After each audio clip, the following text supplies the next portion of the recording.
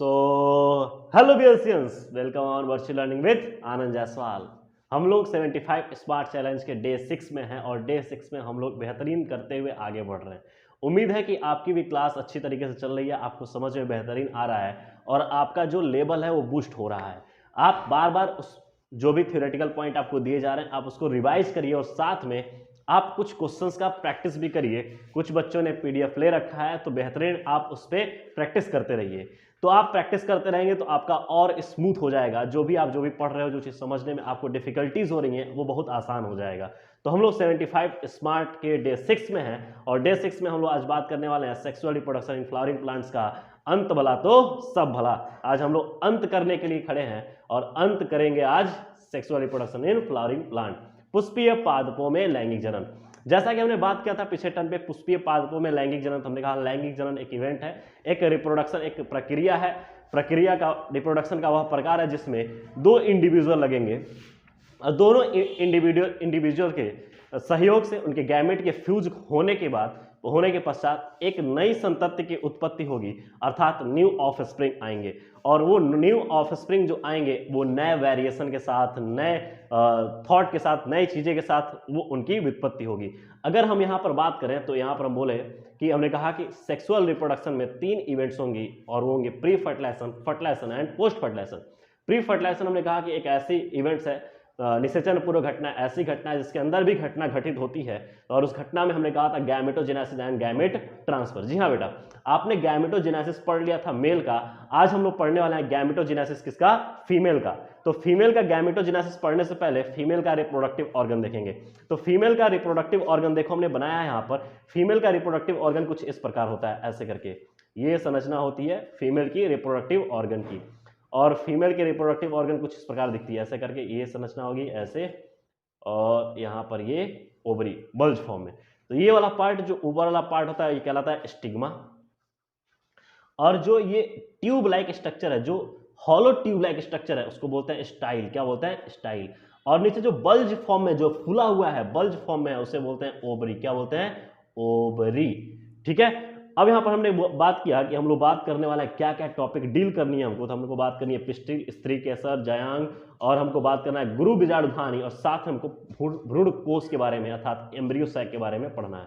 तो सबसे पहले हमने यहाँ पर देख लिया कि फीमेल का रिप्रोडक्टिव ऑर्गन मतलब कि कैसा होगा और कैसे ये पुष्प में दिखाई देंगे। ठीक है। तो हमने कहा कि पुष्प में मादा जननांग को जयांग अर्थात गाइनोसियम कहते हैं, ये अंडरलाइन करिएगा।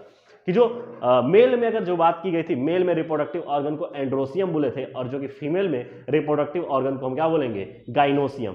अब यहाँ पर देखो गाइनोसियम जो अगर ए को दिख रहा है, एक कार्पल होगा तो उसको बोलेंगे मोनोकार्पेलरी, मतलब सिंगल कार्पल होगा तो एक ही कार्पल, या तो पिस्टिल बोलो या कार्पल बोलो, मतलब एक ही। अगर स्त्री केसर होगा तो बोलेंगे एक ही, मतलब मोनोकार्पेलरी। अगर वहां पर बहुत सारे स्त्री केसर, या अगर देखें कि बहुत सारे वहां पर कार्पल दिखेंगे तो उसे बोलेंगे मल्टी कार्पलरी। मल्टी कार्पलरी दो कंडीशन होता है, एक syncarpous and apocarpous. Syncarpous मतलब होता है फ्यूज, मतलब कि वहां पर जो होंगे पिस्टिल होंगे वो पिस्टिल क्या हो जाएंगे? फ्यूज हो जाएंगे। और पिस्टिल फ्यूज होंगे तो उस कंडीशन को बोलेंगे सिन कार्पस। चूंकि हमने यहाँ पर लिखा है कि पिस्टिल फ्यूज हो तो उन्हें सिन कार्पस ओवरी कहते हैं, और यहाँ पर ये सिन कार्पस कंडीशन कहलाता है। एग्जाम्पल है पैपावर। पैपावर जो आपका प्लांट है, पैपावर में आपको देखने को मिलेगा कि वहां पर मल्टी कार्पलरी ओवरी देखने को मिलेगी। जबकि एपोकार्पस में क्या होता है? Pistil and carpel are free होते हैं, ऐसे कंडीशन में एपोकार्पस कहते हैं। ये सब बाबू एग्जाम है आपके CUET के इंपॉर्टेंट है और साथ में नीट के लिए, क्योंकि आपने देखा होगा अगर CUET और नीट का अगर आप तैयारी कर रहे होंगे तो आपको पता होगा कि CUET और नीट में क्वेश्चंस कैसे बनते हैं। सिन कार्पस और एपोकार्पस के बारे में कुछ वहां पर समझना पड़ेगा। अगर वहां पर कंडीशन, अगर कार्पल एक है तो मोनोकार्पलरी, अगर कार्पल बहुत सारे हैं और फ्यूज्ड हैं तो वहां पे हम बोलेंगे सिन कार्पस, और फ्री है कार्पल तो एपोकार्पस। ठीक है। अब यहाँ पर हम बात करने वाले कि स्टिल में जो स्त्री केसर है, पिस्टिल है, उनके 3 पार्ट होते हैं। चूंकि अभी आपको स्टार्टिंग में हमने पढ़ाया, ऊपर वाला जो पार्ट होता है उसको स्टिग्मा कहते हैं, इसको landing platform of pollen grain बोलते हैं। मतलब कि यहाँ पर जहां पॉलन ग्रेन आकर इकट्ठा होता है या वहीं पर आकर लैंड करता है, उसको, उस रीजन को बोलते हैं स्टिग्मा। और ये जो ट्यूब लाइक स्ट्रक्चर है, हॉलो ट्यूब लाइक स्ट्रक्चर बेटा, इसको बोलते हैं स्टाइल।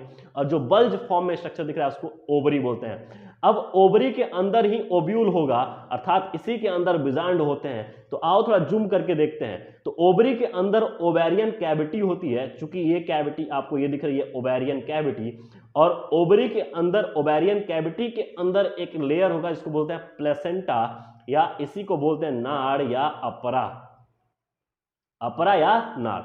अब जो प्लेसेंटा होता है, प्लेसेंटा से एक स्टाक लाइक संरचना, जैसे हम बोले कि इस डंडी से जुड़ा होता है, जुड़ा के एक ऊपर गुच्छे नुमा स्ट्रक्चर दिखता है, तो जो डंडी होती है उसको बोलते हैं फनिकल्स, और जो गुच्छा होता है उसको बोलते हैं बाबू ओब्यूल। क्या बोलते हैं? ओब्यूल। हिंदी में इसी को बोलते हैं बिजांड, इसी को बोलता हूं मेगा स्पोरेंजियम। मेगा स्पोरेंजियम, चूंकि हमको बात करनी थी गुरु बीजाणु धानी की। अब देखो, अगर हम बात करें कि अब यहां पर जो ओब्यूल है, ओब्यूल वाले पार्ट को जूम करके देखें कि आखिर ओब्यूल दिखेगा कैसा, तो हमने कहा इसको जूम करते हैं, और जूम करने बाद जूम, देखो यहाँ पे, ये देखो ये वाला पार्ट प्लेसेंटा, हमने कहा ये फनिकल, जबकि जो ओब्यूल और फनिकल्स को जोड़ने वाला जो स्कार होता है, उस स्कार लाइक संरचना को हाइलम बोलते हैं। हाइलम के आगे जो इंटीग्यूमेंट होते हैं उसको आध्यावरण कहते हैं। बाह्य आध्यावरण, आंतरिक आध्यावरण। आध्यावरण का मतलब होता है कि वो मैकेनिकल डैमेज से, अर्थात कि उसको संरक्षित करते हैं। उसके अंदर होता है न्यूसेलस। न्यूसेलस का काम होता है बेटा न्यूट्रिशन प्रोवाइड करना, न्यूट्रिशनल प्रोवाइडर है ये। मतलब कि यहां पर जो न्यूट्रिशन को प्रोवाइड करेंगे किसको? एम्ब्रियो सैक के लिए, जो कि ये एम्ब्रियो सैक दिख रहा है। ये न्यूसेलस जो होता है बहुत सारे इसमें द्रव भरे होते हैं, और ये जो होता है कि यहां पर इसमें न्यूट्रिशन या बोला कि न्यूट्रिएंट रिच कंपोनेंट न्यूसेलस होते हैं, जो कि एम्ब्रियो सैक को पोषण देते हैं। अब यहीं पर हमने कुछ बातें लिख रखा है इससे रिलेटेड, इस फिगर से रिलेटेड, जो कि आपको समझना है। हमने कहा कि ओब्यूल एक स्मॉल स्ट्रक्चर है जो प्लेसेंटा से फनिकल नामक स्टाक से जुड़ा हुआ है। Note the point, funicle, funicle नामक स्टाक से जुड़ा हुआ है। फिर हमने कहा कि ओब्यूल की बॉडी से फनिकल जिस रीजन में फ्यूज होता है उसे हाइलम कहते हैं। ओब्यूल की बॉडी से, जैसे कि हमने कहा कि ये देखो यहां पर ये वाला पॉइंट, ये देखो ये फनिकल, और इस पॉइंट पर जो जुड़ रहा है ये पॉइंट जो है जहां पर फ्यूज होता है, इसी पॉइंट को बोलते हैं हाइलम। चूंकि आप देख भी रहे हो फिगर में, देखिए यहां पर फनिकल और ओब्यूल जिस पॉइंट से, ये वाला पूरा पार्ट ओब्यूल है, यहां जिससे जुड़ा हुआ है उसे क्या बोलेंगे? स्कार्क लाइक पोर्शन को बोलते हैं हाइलम। तो यहां पर हम इस चीज को अंडरलाइन करेंगे, हाइलम। फिर हमने कहा हाइलम यह ओब्यूल तथा फनिकल्स के बीच के जंक्शन को प्रदर्शित करता है। देखो अभी वही बात हम फिर से रिपीट कर रहे हैं, हाइलम ओब्यूल तथा फनिकल्स के बीच के जंक्शन को प्रदर्शित करता है। फिर कहा प्रत्येक ओब्यूल को एक या दो प्रोटेक्टिव एनवेलप्स घेरे रहते हैं, जिसे इंटीग्यूमेंट कहते हैं। इसी को हमने बोला अध्यावरण। क्या बोला? अध्यावरण कहते हैं। ठीक है, और ये अध्यावरण प्रोटेक्टिव यूनिट है किसके लिए? ओब्यूल्स के लिए। अगर हम बात करें कि इंटीग्रेंट पूरे ओब्यूल को चारों ओर से घेरे रहते हैं, केवल टिप पॉइंट पर छोड़कर, अर्थात माइक्रोपाइलर रेंज, ये देखो ये माइक्रोपाइल पोल है, इस माइक्रोपाइल पोल पर नहीं होते हैं, क्योंकि यहीं से अंदर जाना होता है गैमेट को। मतलब कि मेल गैमेट इसी रास्ते अंदर जाएगा, इसी वजह से यहां पर जो होता है कि यहां पर इंटीग्यूमेंट नहीं होते हैं। क्या मेरी बात समझ में आ रही है? माइक्रोपाइल के अपोजिट पोल पर, opposite pole basal part chalazal end होता है। क्या होता है? Chalazal end, chalazal end. देखो हम अभी दिखा रहे हैं आपको फिगर में, क्या हमने लिखा है कि नहीं लिखा है, क्या हमने बनाया कि नहीं बनाया। देखो यहां पर ये देखो, ये इसके अपोजिट पोल को हम बोलते हैं चैलेजल एंड। क्या बोलते हैं? चैलेजल पोल या चैलेजल एंड। ठीक है, फिर कह रहा है इंटीग्यूमेंट से घिरा सेल्स के मास को न्यूसेलस कहते हैं, और न्यूसेलस की सेल्स में अधिक मात्रा में रिजर्व फूड मटेरियल होते हैं, इसीलिए हमने इनको बोला कि ये न्यूट्रिशनल प्रोवाइडर हैं, अर्थात कि ये एम्ब्रियो सैक के लिए पोषण प्रदान करते हैं। फिर हमने कहा एम्ब्रियो सैक या फीमेल गैमेटोफाइट न्यूसेलस में ही स्थित होता है। एक ओब्यूल के पास जनरली एक सिंगल एम्ब्रियो सैक होता है, मतलब एक ओब्यूल में एक सिंगल एम्ब्रियो सैक होता है, जो एक मेगा स्पोर से रिडक्शनल डिवीजन द्वारा बनता है। मतलब कि ये मेगा स्पोर के रिडक्शनल, यहां पर देखना बड़ी मजे की बात कि मेगा स्पोर के रिडक्शनल डिवीजन, रिडक्शनल डिवीजन का मतलब होता है कि अर्धसूत्री, बस आ रही है, समसूत्री अर्धसूत्री विभाजन द्वारा बनता है। जब इक्वेशनल डिवीजन हो तो आप बोलेंगे समसूत्री। मेगास्पोरोजेनेसिस मतलब कि अब गुरु बीजाणु जनन की बात करते हैं। कैसे ये गुरु बीजाणु जनित हुआ है, अर्थात हम बोलेंगे गुरु बीजाणु जनन को परिभाषित करना हो तो क्या बोलेंगे, तो गुरु बीजाणु मातृ कोशिका मेगास्पोर मदर सेल से गुरु बीजाणु मेगास्पोर बनने की प्रक्रिया को गुरु बीजाणु जनन कहते हैं। क्या ये मेरी बात समझ में आ गई आपको? हमने कहा न्यूक्लियस के माइक्रोपाइलर रीजन में ओव्यूल प्रायः एक सिंगल मेगास्पोर मदर सेल्स को डिफरेंशिएट करते हैं और डिफरेंशिएट करने के बाद मेगास्पोर मदर सेल एक लार्ज सेल है। मेगास्पोर मदर सेल एक लार्ज सेल है जिसमें डेंस साइटोप्लाज्म तथा एक प्रोमिनेंट न्यूक्लियस पाया जाता है। मेगास्पोर मदर सेल से म्योटिक मतलब कि म्योटिक डिवीजन होता है जिसके फलस्वरूप मेगास्पोर बनते हैं। आओ देखते हैं कैसे। देखो, अगर हम बात करें यहां पर देखो एक फंक्शनल मेगास्पोर है, इसमें माइटोटिक डिवीजन हुआ और यहां पर दो, आओ पहले ऊपर पढ़ लेते हैं इस चीज को, ठीक है। हमने कहा फीमेल गैमेटोफाइट, फीमेल गैमेटोफाइट या इसी को बोल सकते हैं मेगास्पोर। हम बोल सकते हैं कि अधिकतर फ्लावरिंग प्लांट में एक मेगास्पोर फंक्शनल रहता है जबकि बचे हुए 3 डीजनरेट हो जाते हैं। मतलब कि जो एक है, अगर हम बात करें कि यहां पर मेगास्पोर मदर सेल से जो मियोटिक डिवीजन हुआ, इस मियोटिक डिवीजन से यहां पर बन गया मेगास्पोर और मेगास्पोर में से यहां पर 4 मेगास्पोर बनते हैं जबकि 3 डीजनरेट हो जाते हैं, एक फंक्शनल रहता है। यही क्या हो गया, फंक्शनल है। और इस वजह से ये फंक्शनल होने के कारण जो एक फंक्शनल है और 3 डीजनरेट हो गए, मतलब खत्म हो गए, खराब हो गए, केवल एक फंक्शनल मेगास्पोर ही फीमेल गैमेटोफाइट अर्थात एम्ब्रियो सैक में डेवलप होता है। मतलब कि अगर हम बात करें कि जो फंक्शनल मेगास्पोर है यही किसमें कन्वर्ट होगा, डेवलप किसमें होगा, एम्ब्रियो सैक में। क्या मेरी बात समझ में आ रही है? फिर हमने कहा बाबू कि सिंगल मेगास्पोर में एम्ब्रियो सैक बनने की मेथड को, मतलब सिंगल मेगास्पोर से अगर हम बात करें, इस सिंगल मेगास्पोर से एम्ब्रियो सैक बनने की मेथड को मोनोस्पोरिक कहते हैं। क्या बोलते हैं, मोनोस्पोरिक, मोनोस्पोरिक, क्या बोलते हैं, मोनोस्पोरिक। मतलब कि एक सिंगल फंक्शनल मेगास्पोर से एक एम्ब्रियो सैक बनने की प्रक्रिया को बोलते हैं मोनोस्पोरिक डेवलपमेंट कहते हैं। अब अगर हम बात करें यहां पर कि nucleus megaspore mother cells, functional megaspore तथा फीमेल गैमेटोफाइट की सेल्स को की पोलाइडी क्या होगी, तो अगर पोलाइडी अगर देखें यहां पर, तो पोलाइडी देखो, न्यूक्लियस की पोलाइडी होती है 2n और ये 2n के कारण यहां पर डिप्लॉइड हो गया। जबकि अगर हम बात करें मेगास्पोर मदर सेल्स, तो मदर सेल्स है जहां से जनरेट हो रहा है उसकी पोलाइडी क्या होगी, डिप्लॉइड। जबकि फंक्शनल मेगास्पोर एक गैमिट हो गया और गैमिट की पोलाइडी हमेशा अगुणित होती है, तो अगुणित हमने लिखा। और फिर हमने कहा कि फीमेल गैमेटोफाइट ये भी हैप्लॉइड होता है, अगुणित होता है। क्या मेरी बात समझ में आ रही है? कोई दिक्कत नहीं यहां पर, ठीक है। नेक्स्ट हम लोग बात करने वाले एम्ब्रियो सैक बनने की प्रक्रिया। कैसे एम्ब्रियो सैक, एक मैच्योर एम्ब्रियो सैक कैसे बनेगा। मतलब एक तो बात समझ में आ गई कि एक मेगास्पोर, फंक्शनल मेगास्पोर से एम्ब्रियो सैक बनेगा, लेकिन एम्ब्रियो सैक कैसे मैच्योर एम्ब्रियो सैक कहलाएंगे, कब कैसे वो बनेंगे। तो हम बात कर रहे हैं फंक्शनल मेगास्पोर का न्यूक्लियस माइटोटिक डिवीजन करके 2 न्यूक्लियाई बनाता है। तो यहां पर हम बात करने वाले हैं फंक्शनल मेगास्पोर का जो न्यूक्लियस होता है, न्यूक्लियस होता है, वो माइटोटिक डिवीजन करके 2 न्यूक्लियाई बनाता है जो अपोजिट पोल की ओर मूव कर जाते हैं। देखो इस फिगर के दौरान हमने कुछ समझाया है। फंक्शनल मेगास्पोर जो कि एम्ब्रियो सैक का रूप धारण करेंगे, मतलब ये रूप एम्ब्रियो सैक में परिवर्तित होंगे, परंतु कब, जब इनमें माइटोटिक डिवीजन हो जाएगा। और ये माइटोटिक डिवीजन जब होता है तो यहां पर क्या हो जाएगा, दोनों 2 न्यूक्लियाई में कन्वर्ट होंगे और दोनों न्यूक्लियाई अपोजिट पोल की ओर मूव कर जाएंगे। परिणाम स्वरूप इसका हम बात करें तो इसको बोलेंगे 2 न्यूक्लिएटेड एम्ब्रियो सैक। क्या बोलेंगे इसको, अब ये एम्ब्रियो सैक हो गया ना बाबू, अब यहां फंक्शनल मेगास्पोर है परंतु ये एम्ब्रियो सैक हो गया, जैसे क्या बोलेंगे, 2 न्यूक्लिएटेड एम्ब्रियो सैक, ठीक है।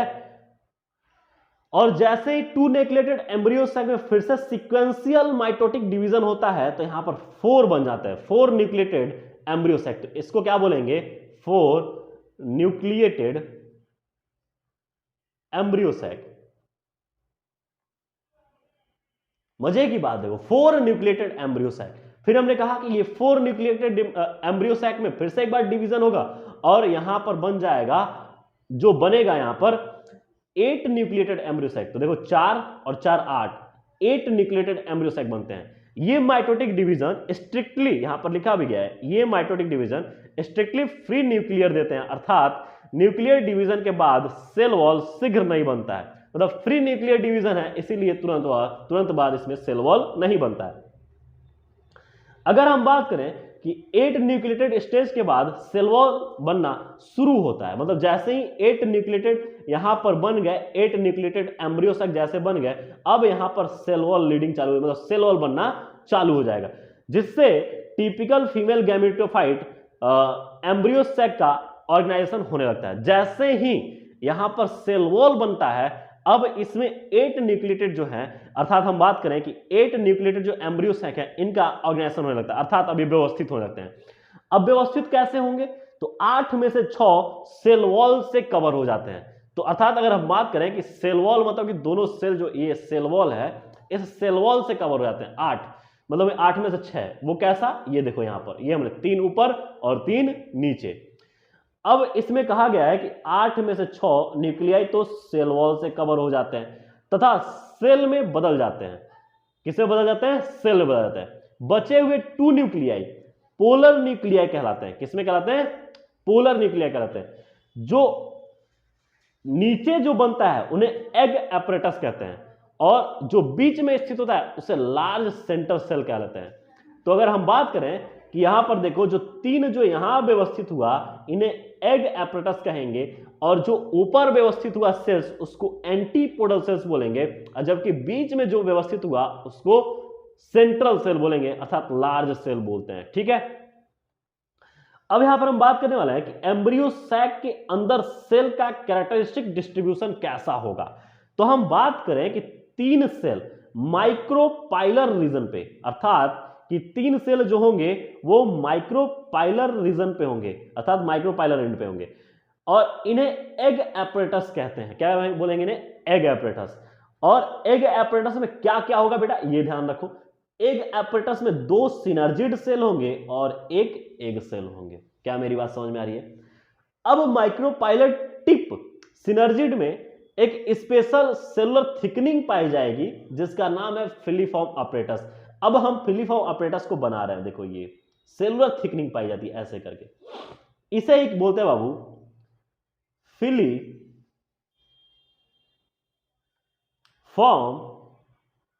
अपरेटस।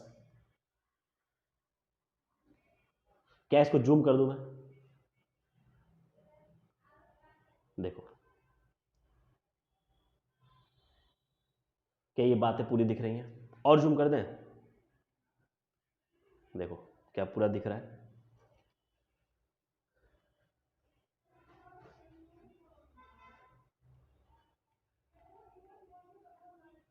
देखिए पूरा, ये ऊपर वाला जो सेल्स दिख रहा है वो एंटीपोडल सेल्स, बीच में सेंट्रल सेल या पोलर न्यूक्लियाई, इसी को लार्ज सेंट्रल सेल बोलते हैं। यहां पर जो स्थित है, जो सिनर्जिड सेल के ऊपर है, उसे एग सेल बोलेंगे। वही एग सेल जो है फंक्शनल होता है, उसी के फर्टिलाइजेशन से जाइगोट का निर्माण होता है, अर्थात युग्मनज बनता है। खैर इस पे हम लोग बात करेंगे, लेकिन उससे पहले ये देखेंगे कि ये फिलीफॉर्म एपरेटस जो है, ये फिलीफॉर्म एपरेटस थिक लाइनिंग बनाती है, और यह पॉलन ट्यूब को आने में अंदर सहायक होती है, अर्थात ये पॉलन ट्यूब की एंट्री को गाइड करती है। चूंकि हम इन सब चीजों पे बात करने वाले हैं, थोड़ा सा इनको रीजूम न करके हम इनको अब छोटा कर लें, ताकि हम पूरी बात पढ़ लें। ठीक है, चलिए कोई दिक्कत नहीं है। अब देखो यहां पर हमने कहा कि माइक्रोपाइलर टिप सिनर्जिड सेल्स में एक जो थिक लेयर या थिकनिंग पाई जाएगी, वो फिलीफॉर्म अपरेटस कहलाती है। यह अपरेटस पॉलन ट्यूब को सिनर्जिड में जाने के लिए गाइड करती है। नोट द पॉइंट, ये एनसीईआरटी का बहुत स्पेशल पॉइंट है। कि कह रहा है कि ये apparatus जो है पोलन ट्यूब को, जो फिलीफॉर्म apparatus है पोलन ट्यूब को सिनर्जिड में जाने के लिए क्या हो जाती है, सिनर्जिड सेल्स के साइटोप्लाज्म में ले आके पहुंचाने के लिए ये गाइड करती है। यहां पर 3 सेल्स चैलेजल एंड पर होते हैं, 3 सेल्स चैलेजल एंड पर होते हैं, जिन्हें चैलेजल एंड पर ही इनको बोलते हैं एंटीपोडल सेल्स। अब अगर हम बात करें कि बीच में क्या होता है, लार्ज सेंट्रल सेल्स में 2 पोलर न्यूक्लियाई पाई जाती हैं, 2 पोलर न्यूक्लियाई।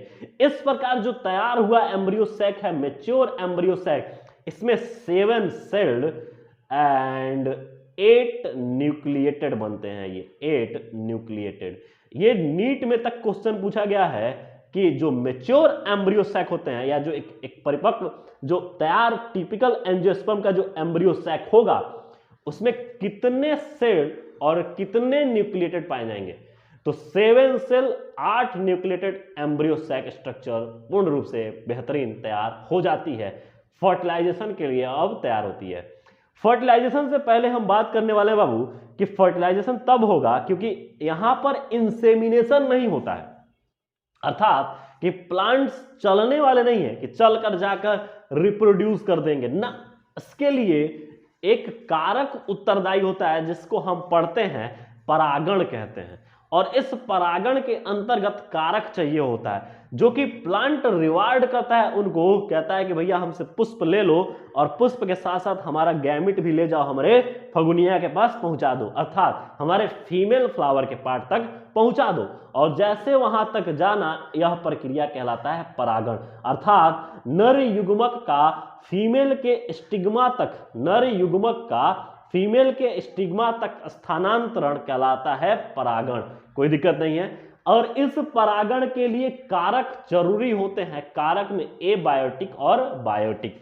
पॉलिनेशन 2 प्रकार की होती है बेटा, self pollination and cross pollination. जब एक ही बाइसेक्सुअल प्लांट में पुष्प में एक ही पुष्प में नर और मादा दोनों उपस्थित हो, तो नर का गैमेट मादा पर गिर जाए तो वहां पर बोलते हैं बाबू सेल्फ पॉलिनेशन। जबकि अगर भिन्न भिन्न पादप में अगर इसका क्रॉस, मतलब भिन्न भिन्न पादप से अगर या दूरी से कराया जाए तो इसको बोलते हैं cross pollination.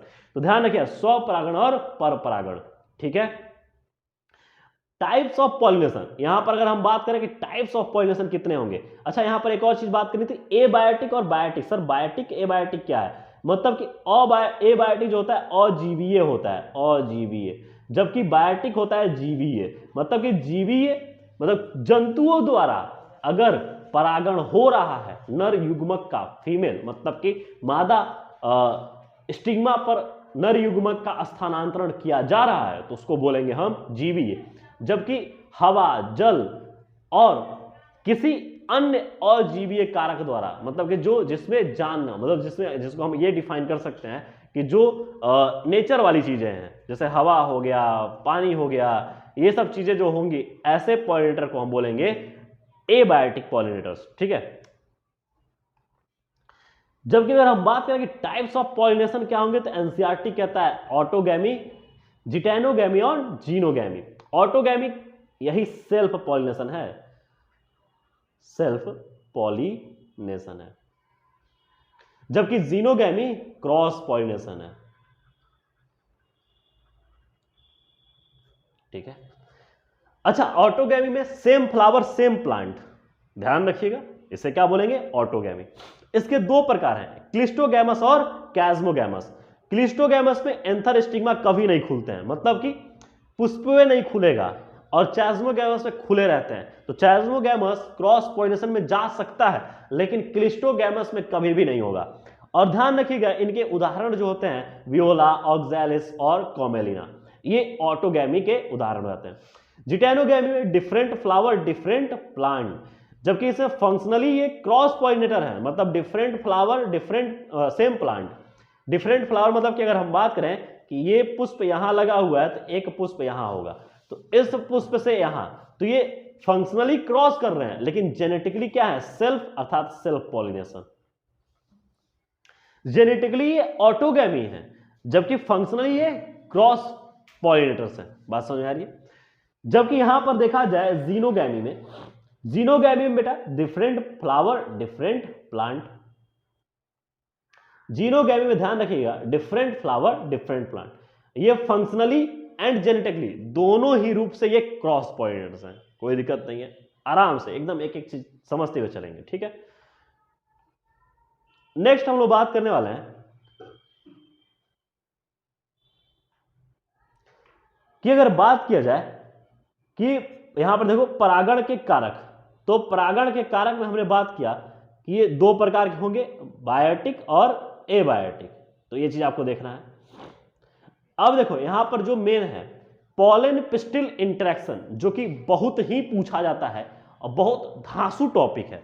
Pollen pistil interaction अर्थात पॉलन ग्रेन का पिस्टिल स्त्री केसर के स्टिग्मा पर पहुंच जाने के बाद उसके केमिकल द्वारा दोनों की पहचान की जाती है, क्या ये सेम प्लांट के हैं अर्थात नहीं।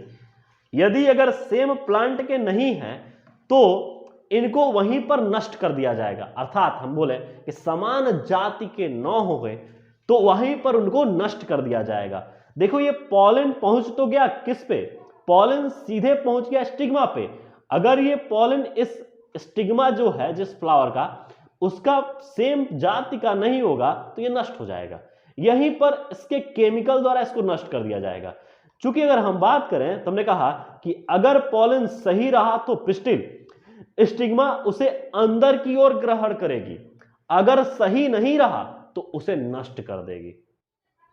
यही प्रकार यहां पर देखो हमने कहा कि इंटरेक्शन केमिकल कंपोनेंट्स के द्वारा होता है, जो बातचीत संबंध जो एक दूसरे का होता है वो केमिकल कंपोनेंट्स के द्वारा होता है, और उस केमिकल्स कंपोनेंट्स के द्वारा ये पता चल जाता है कि ये उसका उस जाति का है कि नहीं, कौन, पॉलन ग्रेन। यदि अगर हम बात करें यहां पर तो हमने कहा कि पॉलन ग्रेन जर्मपोर के द्वारा जर्मिनेट होता है। जो ये जर्मपोर हमने पढ़ा था एग्जाइन में कि वहां पर एग्जाइन की लेयर नहीं होगी, अर्थात वहां इंटाइन होगा, और वहां से जर्मपोर से वो जर्मिनेट करेगा और बनाएगा पॉलन ट्यूब। ये पॉलन ट्यूब ग्रोथ करके स्टिग्मा अगर पहचान लिया कि सेम उसी पादप का उसी जाति का, मतलब कि उसी मतलब जो वैरायटी वो है उसी वैरायटी का अगर है तो स्टिग्मा की लेयर फट जाएगी और पॉलन ट्यूब उसमें जर्मिनेट करके अंदर जाने लगेगा। जैसे ही जर्मिनेट करके अंदर जाएगा बाबू, वहां से पॉलन ग्रेन के कंपोनेंट या बोले उसे कंटेंट पॉलन ट्यूब में आ जाते हैं। पॉलन ग्रेन के जो भी कंपोनेंट या कंटेंट है वो पॉलन ट्यूब में आ जाएंगे। पॉलन ग्रेन में जो अगर बात करें कि वेजिटेटिव सेल्स हमने पढ़ाया था वो जेनरेटिव सेल्स को पोषण देगा, और वहीं पर जो जेनरेटिव सेल्स हैं वो जेनरेटिव सेल्स अगर हमने कहा था कि अगर बात की जाए कि कुछ परसेंट 2 सेल्ड स्टेज होते हैं पादप, कुछ 3 सेल्ड में मतलब कि वहां पर 2 मेल गैमिट बन चुके हैं, और 2 मेल गैमिट बन चुके हैं मतलब डायरेक्टली ये अंदर जाने के लिए तैयार है। जहां पर मेल गैमिट नहीं बने होते हैं वहां पर 2 सेल्ड स्टेज होता है, 2 सेल्ड स्टेज होता है, और जहां पर गैमिट बन गए होते हैं 2 वहां पर ये 3 सेल्ड स्टेज है। क्या है ये 3 सेल्ड स्टेज है। और ये 3 सेल्ड स्टेज में बाबू यहां पर पॉलन ट्यूब ग्रो करती है तथा स्टिग्मा और स्टाइल से होते हुए ओवरी तक पहुंच जाती है, और ओवरी तक पहुंच जाने पर कुछ प्लांट्स में पॉलन ग्रेन, जो कि यहां पर हम लिखे भी हैं, कुछ प्लांट्स में पॉलन ग्रेन 2 सेल्ड मतलब कि एक वेजिटेटिव और एक जनरेटिव, तो ये डिवाइड करती है कहां, पॉलन ट्यूब में ही। जब स्टिग्मा पर पॉलन ट्यूब ग्रो कर रहा होता है वहीं पर डिवीजन होती है, लेकिन जो पहले से डिवाइड करके 3 सेल्ड स्टेज में आ चुके हैं वो तो तैयार है ना, ध्यान रखिएगा। अब यहां पर हमने दूसरा बात किया कि 3 सेल्ड स्टेज वाले पॉलन ग्रेन, वो 3 सेल्ड वाले पॉलन ग्रेन जो है 3 स्टेज वाले पॉलन ग्रेन 3 सेल्ड स्टेज वाले वो डायरेक्ट ओब्यूल तक पहुंच जाते हैं। और ये देखो ये पॉलन ट्यूब है, ये जो है ये जो ग्रीन वाला जो आगे ग्रो हुआ है इसको हम बोलेंगे पॉलन ट्यूब, और ये पॉलन ट्यूब आगे बढ़ा है और ओवरी तक पहुंचा है। इस पॉलन ट्यूब में 2 मेल गैमिट उपस्थित हैं और यही मेल गैमिट जाकर ओवरी में फर्टिलाइजेशन कराएंगे। क्या मेरी बात समझ में आ रही है। अब यहां पर देखो कि यहां पर देखो अब ये फिगर को समझा जाए। ये देखिए बड़े मजेदार फिगर है। ये एंटीपोडल सेल्स जो कि अभी फिगर ऊपर देखे हैं ये चैलाजल एंड है और यहां पर न्यूक्लियस, ये सब हम देख के आ चुके हैं। अब ये माइक्रोपाइलर रीजन से यहां से ये पॉलन ट्यूब अंदर जाता है। जो कि फिलिफॉर्म ऑपरेटस जो ये है वो इसको गाइड करता है कि आओ भैया सिनर्जिड सेल्स को छेड़ो और सिनर्जिड सेल्स को छेड़कर वहां भी गैमेट दो और एक और गैमेट को आगे बढ़ाओ ताकि हम यहां पर फर्टिलाइजेशन को कंप्लीट कर लें और नई संतति को लेकर आए। बड़ी मजेदार चीज है ये घटना, बड़ी मजेदार चीज है। अब यहीं पर देखो, अगर हम बात करें कि ये आगे अंदर तो आता है पॉलन ट्यूब, और पॉलन ट्यूब अंदर आए इसके लिए एक मैकेनिज्म है। उस मैकेनिज्म में अगर हमको हाइब्रिड बनाना हो, हाइब्रिड चीजें चाहिए, तो उसमें हमको दो प्रक्रिया करनी पड़ेंगे। एक, डिजायर्ड हाइब्रिड को लाने के लिए डिजायर्ड पॉलन ग्रेन का इस्तेमाल किया जाता है। डिजायर्ड पॉलन ग्रेन का इस्तेमाल करने के लिए हमको अगर बाइसेक्सुअल फ्लावर है तो वहां पर इमैस्कुलेशन कर दिया जाता है। इमैस्कुलेशन मतलब कटिंग कर दी जाती है एंथर की और बैगिंग कर दी जाती है, बांध दी जाती है। बात समझ में आ रही है? तो कटिंग एंड बैगिंग होता है। अब कटिंग और बैगिंग करके हम जो है कि डिजायर्ड एक हाइब्रिड ले आ सकते हैं, एक डिजायर्ड पॉलन ग्रेन या हम बोले कि डिजायर्ड संतति को लाया जा सकता है। तो डिजायर्ड हाइब्रिड को लाने के लिए हमको डिजायर्ड पॉलन ग्रेन चाहिए। तो डिजायर्ड पॉलन ग्रेन बाहरी हो सकता है, तो बाहरी लाने के लिए अंदर वाले को पहले काट देंगे और काट के या बांध देंगे। हमेशा मेल कटता है, ध्यान रखिएगा, मेल का कटना तय है, फीमेल का कोई भी छेड़खानी नहीं होती है। फीमेल स्थिर है, उसको तो बस कुछ भी नहीं होना है, मेल का कटता है, ध्यान रखिएगा, हमेशा मेल कटता है। यहां पर भी मेल कट गया। अब देखो यहां पर हम लोग बात करने वाले हैं डबल फर्टिलाइजेशन, और डबल फर्टिलाइजेशन थोड़ा समझिएगा। देखिए डबल फर्टिलाइजेशन क्या है? एक ऐसी प्रक्रिया, हिंदी में इसको बोलते हैं वो दोहरा निषेचन। क्या बोलते हैं? दोहरा निषेचन। दोहरा निषेचन क्या है? जब दो बार निषेचन हो, मतलब कि ऐसी प्रक्रिया जहां पर दो बार फ्यूजन हो रहा हो, और दो बार फ्यूजन होने की प्रक्रिया ही दोहरा निषेचन कहलाती है। तो पहला फ्यूजन सिनर्जिड पर उपस्थित एग सेल, मतलब कि सिनर्जिड के साइटोप्लाज्म में घुसकर एग सेल्स को छेड़ दे, और दूसरा पोलर न्यूक्लियाई में जाकर घुसकर जो टू पोलर न्यूक्लियाई है, अर्थात वहां पर पोलर न्यूक्लियाई टू सेल्ड है, वहां पर 2n है, n है, वहां पर जाके एक n मेल गैमिट वहां जाके छेड़ दे, तो ऐसी प्रक्रिया कहलाती है डबल फर्टिलाइजेशन। देखो बड़ी मजेदार चीज यहां पर एक दिख रहा है, यहां पर दिख रहा है, थोड़ा जूम कर रहे हैं हम, ठीक है, और जूम कर दें, तुम आंखों से देखो, आंखों से जरा देख इन चीजों को, ठीक है। देखो अब देखिए ध्यान से,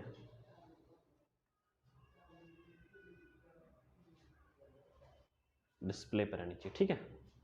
देखो ये वाला जो सेल्स है इसको अभी हम नाम दिए थे एंटीपोडल सेल, और इसको नाम दिए थे बाबू, ये वाला जो है इसको नाम दिए थे हम पोलर न्यूक्लियाई,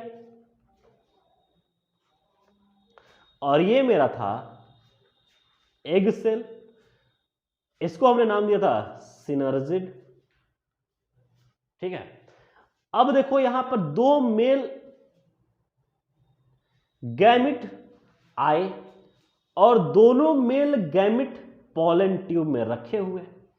फिलीफॉर्म एपरेटस ने इस पॉलन ट्यूब को गाइड किया और गाइड करने के बाद सिनर्जिड सेल्स के साइटोप्लाज्म से होते हुए एग सेल पर एक एन छोड़ दिया और एक एन यहां चला गया।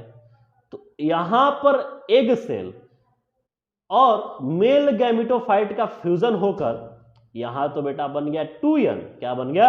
2n, अर्थात यहां पर बन गया जाइगोट।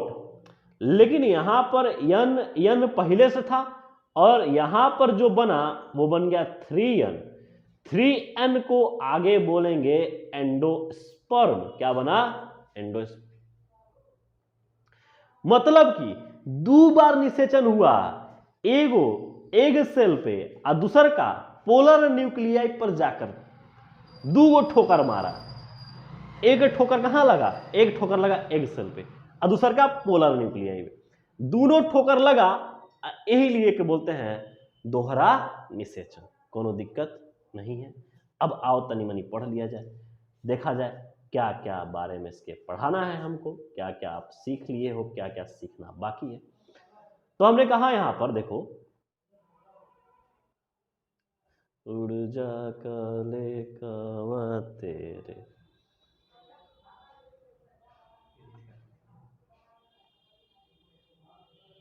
चलो आ गया। सिस्टम है, सिस्टम है बेटा, सिस्टम में रह के बात करनी होती है, ठीक है। चलो अब देखो यहां पर कुछ कुछ बातें हमको देखनी है।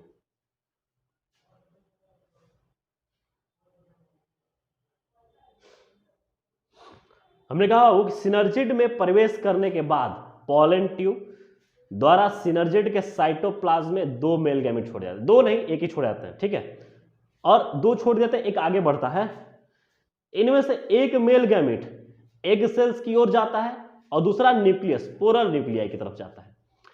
इस प्रोसेस को सिनगैमी कहते हैं। सिनगैमी मतलब फ्यूजन, जुड़ना, और यही प्रक्रिया डबल फर्टिलाइजेशन कहलाती है। अर्थात सिनगैमी के परिणाम स्वरूप डिप्लॉयड सेल जाइगोट बनता है।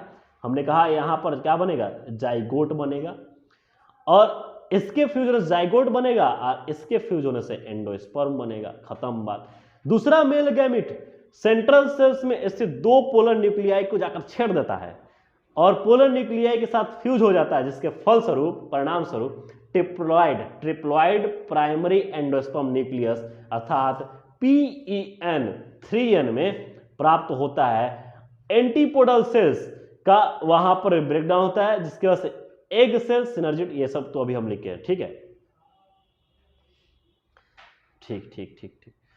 ट्रिपल फ्यूजन में 3 हैप्लॉइड, देखना ट्रिपल फ्यूजन जो हुआ उसमें 3 हैप्लॉइड न्यूक्लियाई के मध्य फ्यूजन होता है, इसलिए इसको ट्रिपल फ्यूजन कहते हैं। एम्ब्रियो सैक में 2 प्रकार के फ्यूजन सिनगैमी तथा ट्रिपल फ्यूजन होते हैं। सिनगैमी होता है कहां, जाइगोट बनता है, और ट्रिपल फ्यूजन कहां होता है, पोलर न्यूक्लियाई पर। तो अगर हम बात करें, इसलिए इस इवेंट को डबल फर्टिलाइजेशन कहते हैं। डबल फर्टिलाइजेशन ये यूनिक कैरेक्टर है पुष्प का, ये ऐसा नहीं है कि अदर एनिमल्स डबल फर्टिलाइजेशन करेंगे। डबल फर्टिलाइजेशन हमेशा पुष्प करते हैं, मतलब कि पादप करते हैं, और वो भी एंजियोस्पर्मिक प्लांट, ठीक है। सेंट्रल सेल्स तो ट्रिपल फ्यूजन के बाद प्राइमरी एंडोस्पर्म सेल्स अर्थात PEC कहलाते हैं तथा यह एंडोस्पर्म में डेवलप होते हैं। किसमें डेवलप होता है, हम डायरेक्टली एंडोस्पर्म बोले हैं बाबू, ध्यान रखना, ये एंडोस्पर्म में डेवलप हो जाते हैं। और जाइगोट से डेवलपमेंट होता है तो वहां पर भ्रूण बनता है, एम्ब्रियो बनता है। तो क्या हम भ्रूण कोष को भी देख लिए, अब यहां पर एम्ब्रियो को देख। जब जाइगोट बन जाता है तो जाइगोट बनने के तत्पश्चात जो घटना स्टार्ट होती है उस घटना को बोलते हैं निषेचन पश्च घटना। यह सबसे आखिरी घटना है। इस घटना में जो जाइगोट बना है उस जाइगोट से एम्ब्रियो का विकास होगा, और एम्ब्रियो मतलब कि ओव्यूल कन्वर्ट हो जाएगा सीड में, और ओवरी कन्वर्ट हो जाएगा फ्रूट में, मतलब कि अंत प्रावस्था है। ध्यान रखिएगा, किसका, लैंगिक जनन का। तो हमने कहा डबल फर्टिलाइजेशन के बाद के इवेंट्स को, डबल फर्टिलाइजेशन के बाद के इवेंट्स को हम यहां पर बात करें एंडोस्पर्म तथा एम्ब्रियो डेवलपमेंट, मतलब बाद के इवेंट्स को एंडोस्पर्म तथा एम्ब्रियो डेवलपमेंट, और इसमें ओव्यूल का सीड में परिवर्तन, ओवरी का फ्रूट में बनना, यही पोस्ट फर्टिलाइजेशन इवेंट है। चूंकि हमको पढ़ना है यहां पर PEC से बना एंडोस्पर्म, और इस एंडोस्पर्म को हमको समझना है। क्या कोई दिक्कत है इसमें, नहीं, चलिए समझते हैं।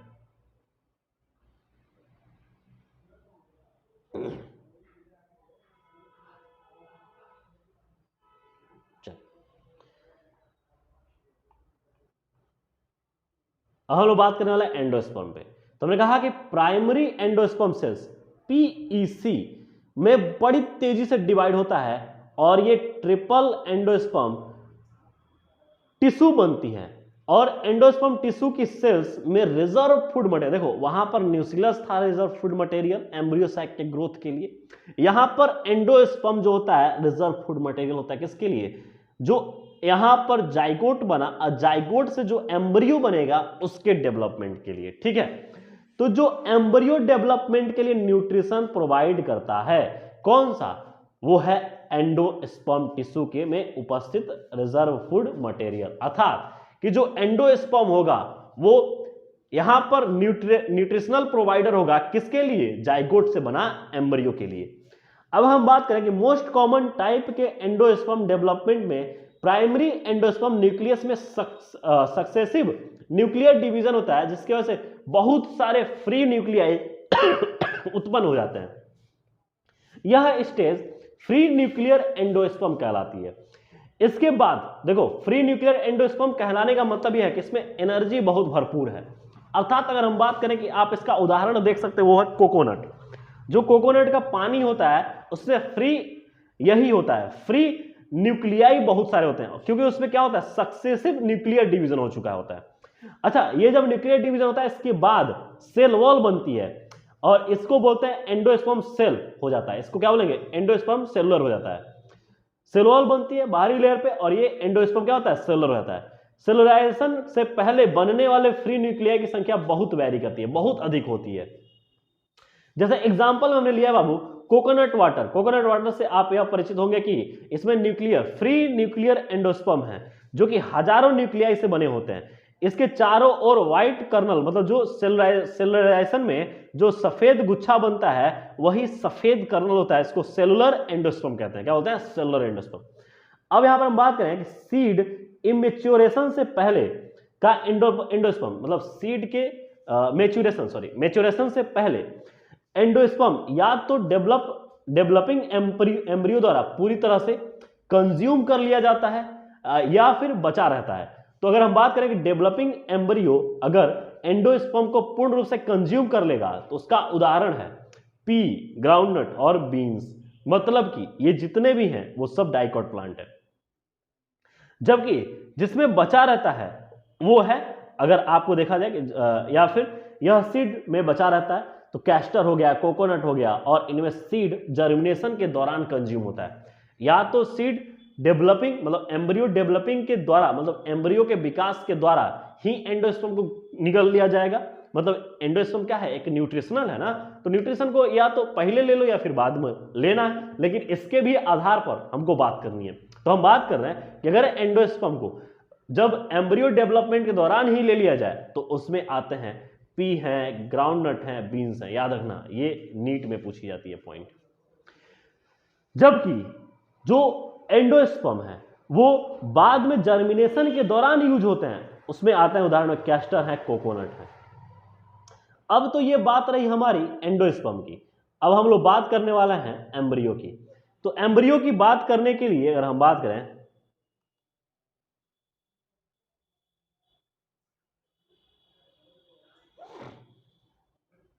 ठीक है, चलिए,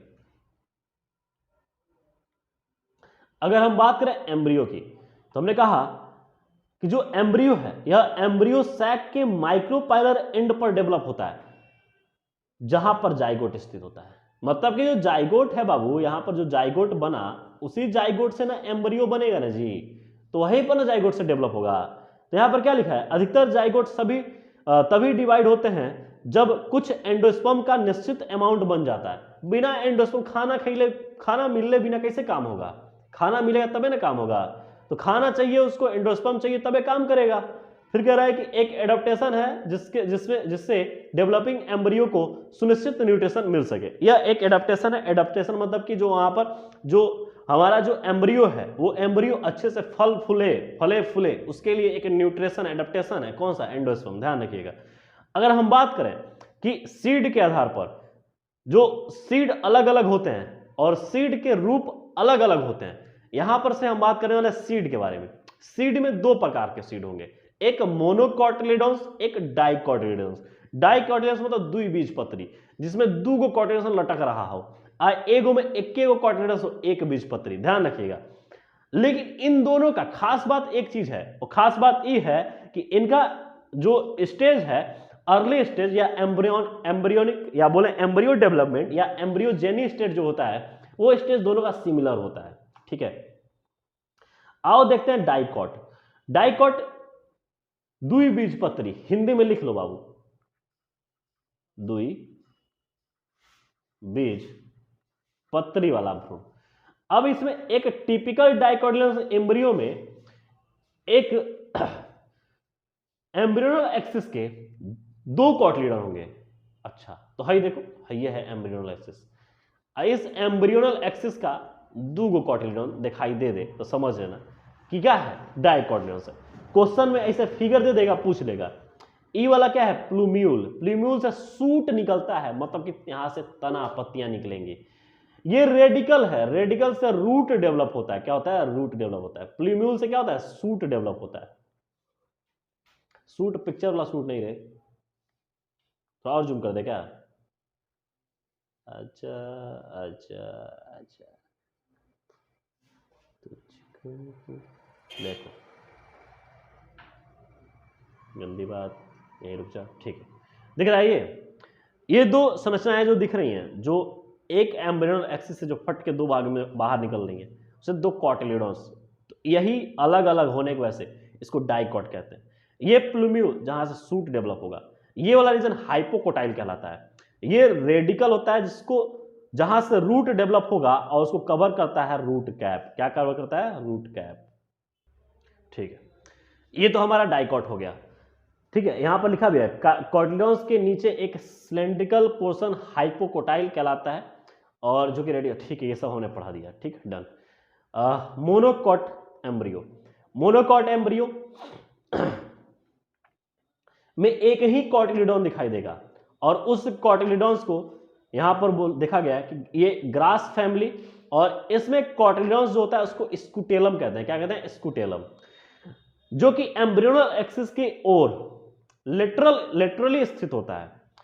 अच्छा, यहां पे एम्ब्रियोनल एक्सिस के लोअर एंड पर रेडिकल्स तथा रूट कैप होते हैं, जो अनडिफरेंशिएट शीथ से घिरा रहता है, जिसे कोलराइजा कहते हैं। ठीक है, और वहां पर रूट कैप से घिरा हुआ है रेडिकल, इसे कोलराइजा कहते हैं। एम्ब्रियोनल एक्सिस का वह भाग जो स्कूटेलम के अटैचमेंट से ऊपर की ओर होता है, एपिकोटाइल कहलाता है। ठीक है, एपिकोटाइल के पास सूट एपेक्स तथा कुछ लीफ प्रोमेडियम होते हैं, जो हॉलो फॉलिगर स्ट्रक्चर से घिरे होता है, जिसे कोलेप्टाइल कहते हैं। आओ फटाक से अब फिगर को देखते हैं। सब बातें तो ठीक, लेकिन फिगर बहुत जरूरी। फिगर बहुत जरूरी, तो जूम कर दीजिए सर। सर जूम कर दीजिए, ठीक है, जूम कर दिए बेटा। वो देखो, ये देखिए, ये है मोनोकॉटिलिडॉन एम्ब्रियो। मोनोकॉट एम्ब्रियो, यहां पर इस वाले पार्ट को स्कूटेलम कहेंगे, ये वाला कोलेप्टाइल, ये सूट एपेक्स एपिकोटाइल, यहीं पर होता है एपिब्लास्ट। ये वाला पोर्शन कहलाता है रेडिकल्स, जो कि ढका होता है किससे, कोलेराइजा से। नीचे कोलेराइजा, उसके ऊपर है रूट कैप। ध्यान रहेगा, याद रखिएगा, ठीक है। अब थोड़ा हम लोग सीड के बारे में और बेहतरीन तरीके से 1-2 लाइन और पढ़ लिया जाए। ठीक है, सीड को थोड़ा सा और अच्छे से पढ़ लिया जाए। तो हमने कहा एंजियोस्पर्म में सेक्सुअल रिप्रोडक्शन का फाइनल प्रोडक्ट क्या होता है, सीड है। फाइनल प्रोडक्ट सीड है। इसे फर्टिलाइज्ड ओव्यूल भी कहते हैं। इसको फर्टिलाइज्ड ओव्यूल भी कहते हैं, क्योंकि ओव्यूल से ही सीड बनता है। हम जानते हैं कि यहां पर लिखते रहे कि ओव्यूल कन्वर्ट हो जाएगा सीड में, और ओवरी कन्वर्ट हो जाएगी, यहां पर ओवरी किस में कन्वर्ट होगी, फ्रूट में। ठीक है, तो अगर हम बात करें यहां पर कि ये चीज देखिएगा कि जो यहां पर पार्ट है, इस पार्ट को हमने कहा कि प्रोडक्ट, फाइनल प्रोडक्ट। ठीक है, अच्छा, इसको फर्टिलाइज्ड ओव्यूल कहते हैं। क्या कहते हैं, फर्टिलाइज्ड ओव्यूल कहते हैं। ये बात हो गई। सीड फ्रूट्स के अंदर बनते हैं। एक टिपिकल सीड में सीड कोट, कॉटिलेडॉन्स तथा एम्ब्रियोनल एक्सिस पाया जाएगा। मतलब यहां पर सीड कोट में, एक टिपिकल सीड में सीड कोट पाया जाएगा, कॉटिलेडॉन पाया जाएगा, और एम्ब्रियोनल, कॉटिलेडॉन ऊपर देखते हुए आ रहे हैं, एम्ब्रियोनल एक्सिस पाया जाता है। एम्ब्रियो के कॉटिलेडॉन्स सिंपल स्ट्रक्चर होते हैं, जो कि फूड स्टोर करने के लिए प्रायः थिक और स्वलन होते हैं। एग्जाम्पल में लिग्यूम। ठीक है, ये याद रखिएगा।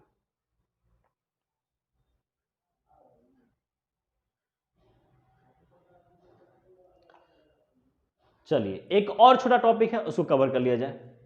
मेच्योर सीड होंगे, तो सीड में हमने कहा कि अगर एंडोस्पर्म की बात की जाए तो नॉन एल्यूमिनस सीड और एल्यूमिनस सीड। तो हमने कहा कि अगर बात की जाए कि नॉन एल्यूमिनस सीड और एल्यूमिनस सीड के बारे में, तो ध्यान रखिए यहाँ पे एक छोटी सी बात करने वाले हैं हम कि अगर मान लो कि हमने कहा कि इसमें एंडोस्पर्म एम्ब्रियो डेवलपमेंट के दौरान कंप्लीटली कंज्यूम हो जाता है, उसे नॉन एल्यूमिनस सीड कहते हैं। एग्जाम्पल में पी ग्राउंडनट। जबकि अगर हम बोलें कि एल्यूमिनस सीड में, तो हमने कहा एंडोस्पर्म बच जाते हैं और बचे रहते हैं जब, क्योंकि एम्ब्रियो डेवलपमेंट के दौरान कंप्लीटली कंज्यूम नहीं हो पाते।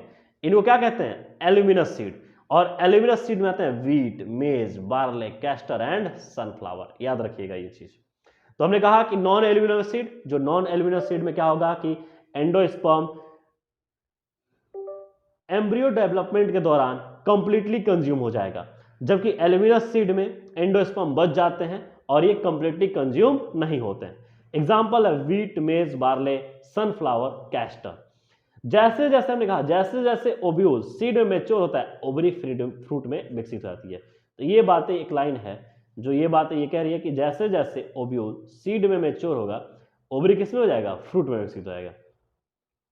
अगर हम बात करें कि फ्रूट, ये सब फाइनल प्रोडक्ट है, सेक्सुअल रिप्रोडक्शन का पोस्ट फर्टाइजेशन में फाइनल प्रोडक्ट है। और फाइनल प्रोडक्ट में फ्रूट कब बनेगा? जब ओव्यूल सीड में कन्वर्ट होगा और ओवरी फ्रूट में। तो हमने कहा अधिकतर फ्रूट केवल ओवरी के डेवलप, मतलब ओवरी से डेवलप होगा फ्रूट, तो उसको बोलेंगे ट्रू फ्रूट्स। देखो यहां पर एक लाइन लिखे ट्रू फ्रूट्स। लेकिन अगर ओवरी के अलावा थैलेमस वाले पार्ट से अगर ग्रो कर रहा है और वहां से फ्रूट बनना है, तो उसको बोलेंगे फॉल्स फ्रूट।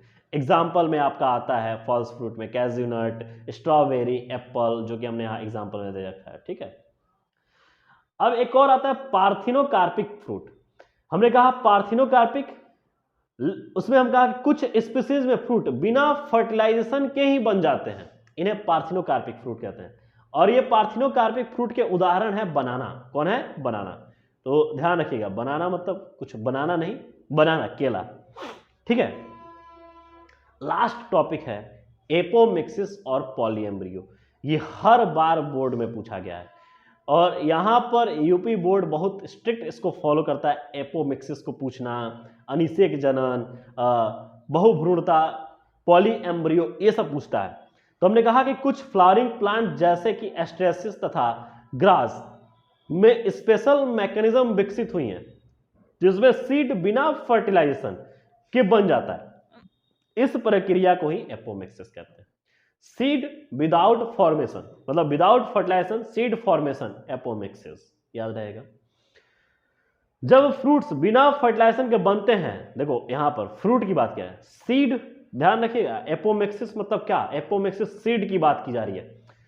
जब सीड बिना फर्टिलाइजेशन का बनेगा तो उसको हम बोलेंगे एपोमिक्सिस।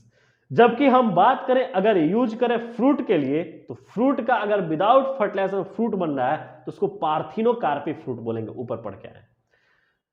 ठीक है। अब कहा गया है कि एपोमिक्सिस जो है एक प्रकार का एसेक्सुअल रिप्रोडक्शन है जो सेक्सुअल रिप्रोडक्शन की कॉपी करता है। अब हम बात करें कि एपोमिक्टिक सीड बनाने के लिए बहुत सारे उपाय हैं। अगर मान लो कि हमने डिप्लॉयड एग कुछ स्पीसीज में बना, रिडक्शनल डिवीजन के फलस्वरूप बने डिप्लॉयड एग्स में से बिना फर्टिलाइज एम्ब्रियो बनता है, तो वहां पर भी एपोमिक्सिस सीड है। फिर अगर हम कहें कि न्यूसेलर सेल्स या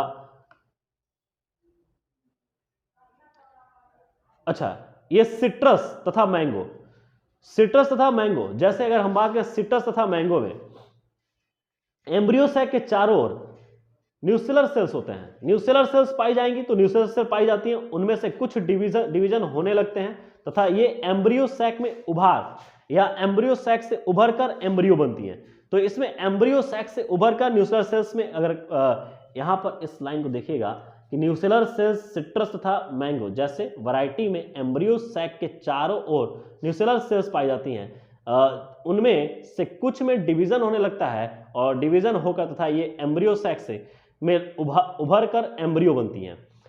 अब इसी प्रकार एक और नोट पॉइंट यहां पर देखिएगा कि इस प्रकार की स्पीसीज के ओव्यूल में कई एम्ब्रियो पाए जाते हैं। जो ये यहां पर सिट्रस है, सिट्रस हो गया, इसमें कई प्रकार के ओव्यूल में कई एम्ब्रियो पाए जाएंगे। इस प्रक्रिया को बोलते हैं पॉली एम्ब्रियो।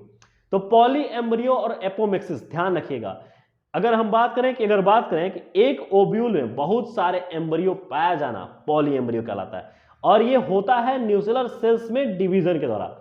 अगर न्यूसेलर सेल्स में डिवीजन हो जा रहा है तो वहां पर कई सारे एम्ब्रियो पाए जाएंगे, और कई सारे एम्ब्रियो पाया जाना पॉली एम्ब्रियो कहलाता है।